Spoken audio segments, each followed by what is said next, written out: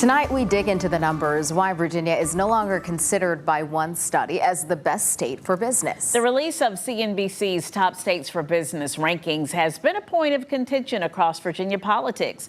Alex Littlehales sat down with economists on what they say the state needs to fix moving forward. By standard logic, being a top 5 state for business shouldn't be considered a bad thing. But when cross-border neighbor North Carolina replaces you at the top of the totem pole, people will ask why. Local economist Bob McNabb with Old Dominion University. How will tariffs play out for the Port of Virginia?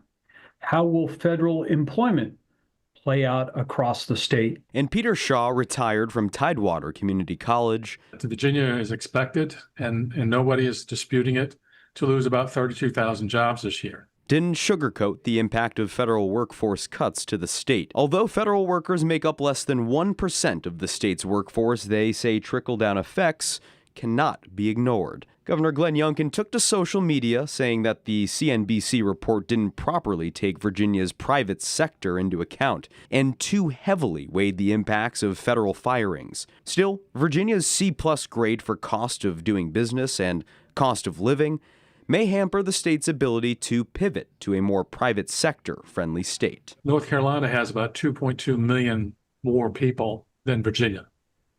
And their state tax rate, individual state tax rate, is 1.5 percentage points lower. We need to capitalize upon our standing in education and infrastructure and look at ways to lower the cost of living for Virginians. Housing is relatively expensive in Virginia. That makes it hard for new employers to move here because their employees can't find affordable housing. Reporting, Alex Littlehales for 13 News Now. And both economists agree that many other states would love to be considered a top 5 state. But Virginia dropping to 4th on CNBC's rankings marks the state's lowest ranking in that study since 2018.